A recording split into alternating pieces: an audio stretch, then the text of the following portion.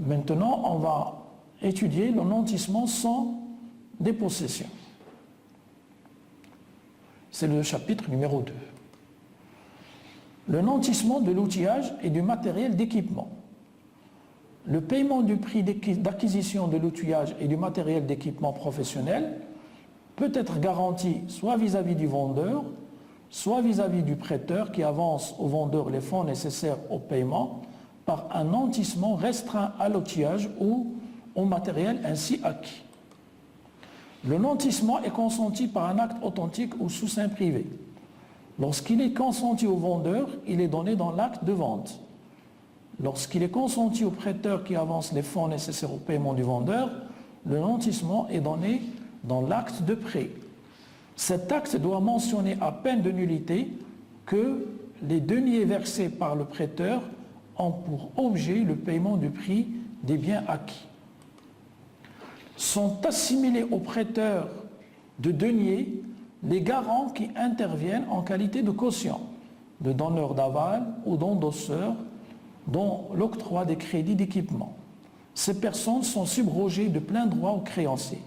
Il en est de même des personnes qui endossent, escomptent, avalisent ou acceptent les effets créés en représentation des dits crédits.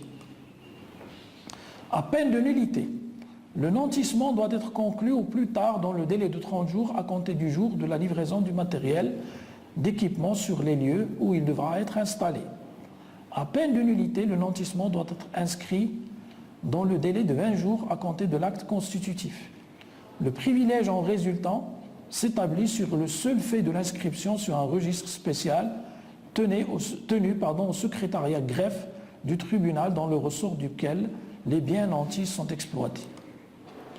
Si l'acquéreur exerce une activité industrielle ou commerciale et se trouve à ce titre immatriculé au registre du commerce, l'inscription de ce nantissement doit être également effectuée au registre du commerce du tribunal où est inscrite son entreprise.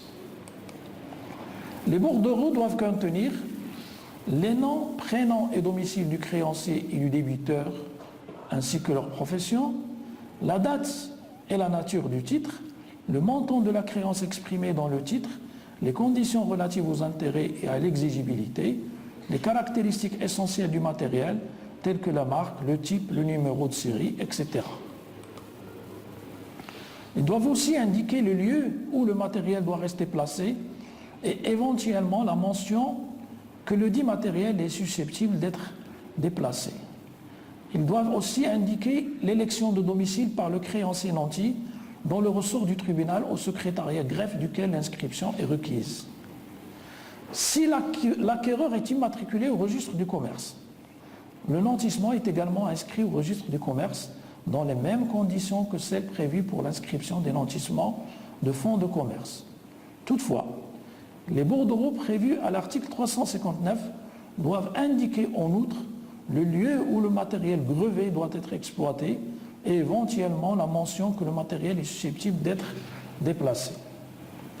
Toute cession ou subrogation conventionnelle dont le bénéfice du nantissement doit être mentionné en marge de l'inscription ou des inscriptions, si l'acquéreur est commerçant, dans les 20 jours de la date de l'acte authentique ou sous seing privé qui le constate, sur remise au secrétariat greffe d'une expédition ou d'un exemplaire du dit acte. Les conflits qui peuvent se produire entre les titulaires d'inscriptions successives sont réglés conformément à l'article 215 du DOC marocain, c'est-à-dire le Code civil marocain. Lorsque des effets négociables sont créés en représentation de la créance garantie, le bénéfice du nantissement est transmis de plein droit aux porteurs successifs à condition que la création de ces effets ait été prévue dans l'acte de nantissement et mentionnée dans les bordereaux d'inscription. À défaut, les porteurs successifs auront à remplir les formalités prévues à l'article précédent. Le privilège du créancier nanti s'exerce sur les biens grevés par préférence à tout autre privilège à l'exception du privilège des frais de justice, du privilège des frais exposés pour la conservation de la chose, du privilège accordé aux salariés par le paragraphe 4 de l'article 1248 du Daïr des obligations et contrats. S'il s'exerce notamment à l'encontre de tout créancier hypothécaire et par préférence au privilège du Trésor, au privilège de la Caisse nationale de sécurité sociale et des caisses de crédit agricole, au privilège du vendeur du fonds de commerce, à l'exploitation duquel est affecté le bien grevé, ainsi qu'au privilège du créancier nanti sur l'ensemble du dit fonds. Toutefois, pour que son privilège soit opposable au créancier hypothécaire, au vendeur du fonds de commerce et au créancier nanti sur l'ensemble du dit fonds préalablement inscrit, le bénéficiaire du nantissement doit notifier au dit créancier, dans les formes prévues par les dispositions du Code de procédure civile, une copie de l'acte constatant le nantissement. Cette notification doit, à peine de nullité, être faite dans les 2 mois de la conclusion du nantissement. Pour les créanciers inscrits au registre du commerce, seront en outre applicables les dispositions de l'article 111. L'inscription conserve le privilège pendant 5 ans à compter de sa régularisation définitive. Elle garantit en même temps que le principal 2 années d'intérêt. Elle cesse d'avoir effet si elle n'a pas été renouvelée avant l'expiration du délai ci-dessus. Elle peut être renouvelée pour 5 ans. Le créancier nanti est payé directement sur le prix de vente, déduction faite des frais de vente. Si le produit de la vente excède le montant des sommes dues, la différence est consignée au secrétariat greffe du tribunal pour qui de droit. Dans le cas contraire, l'acquéreur reste débiteur pour le surplus. Le titulaire du privilège qui fait procéder à la vente ne peut exercer son recours contre l'emprunteur, les endosseurs ou avaliseurs qu'après avoir fait valoir ses droits sur le prix des biens nantis. En cas d'insuffisance de prix pour le désintéressé, un délai de 30 jours lui est imparti à dater du jour où la vente est réalisée pour exercer son recours contre l'emprunteur, les endosseurs ou avaliseurs. À tout moment, le créancier peut, sur requête présentée au juge de référé, dans le ressort duquel se trouve le lieu où le matériel est exploité, faire désigner un mandataire de justice à l'effet de constater l'état du matériel nanti. S'il résulte de ce constat que le matériel a été détérioré ou détourné, soit en partie, soit en totalité, le créancier peut assigner devant le même magistrat à l'effet de faire prononcer l'exigibilité immédiate de la créance. Les inscriptions sont rayées soit du consentement des parties intéressées, soit en vertu d'un jugement passé en force de choses jugées. À défaut de décision judiciaire, la radiation totale ou partielle ne peut être opérée par le greffier qu'au vu d'une main levée régulière. Lorsque la radiation non consentie par le créancier est demandée par voie d'action principale, cette action est portée devant le tribunal du lieu où l'inscription a été prise. Est punie d'un emprisonnement de 6 mois à 2 ans et d'une amende de 2 000 à 10 000 dirhams, tout acquéreur ou débiteur de biens nantis en application du présent chapitre, qui sciemment les détruit ou tente de les détruire, les détourne ou tente de les détourner, ou enfin les altère ou tente de les altérer d'une manière quelconque en vue de faire échec au droit du créancier. Est puni des mêmes peines toute manœuvre frauduleuse destinée à priver le créancier de son privilège sur les biens nantis ou à le diminuer. On va analyser maintenant le cas du nantissement de certains produits et matières. Les produits et matières figurant sur une liste établie par l'administration peuvent faire l'objet de la part de leurs propriétaires dans les conditions fixées par le présent chapitre d'un nantissement ne comportant pas la mise en possession du créancier. Ces produits et matières peuvent soit rester entre les mains de l'emprunteur qui en est constitué gardien, soit être confiés par convention expresse à la garde d'un tiers. Le gardien n'est pas tenu de séparer matériellement les produits donnés en gage des autres produits similaires appartenant à l'emprunteur. Le nantissement doit être constaté par un acte en la forme authentique ou sous seing privé qui précise que les parties entendent se placer sous le régime des dispositions prévues par le présent chapitre. Si le prêt ainsi constaté est garanti, ne peut être consenti, le prêt ainsi constaté est garanti ne peut être consenti pour plus d'1 an. Il peut être renouvelé dans les mêmes formes dans un délai de 3 mois à compter de son échéance. Tout contrat formé aux conditions du présent chapitre est transcrit sur le registre spécial tenu au secrétariat greffe du tribunal du lieu où sont situés les produits et matières donnés en gage. Le secrétaire greffier délivre à tout requérant un état d'énantissement inscrit depuis moins d'1 an et 3 mois au nom de l'emprunteur ou un certificat attestant qu'il n'existe pas d'inscription. La radiation de l'inscription est opérée sur la justification du remboursement de la créance garantie par le nantissement ou sur la production du main levée.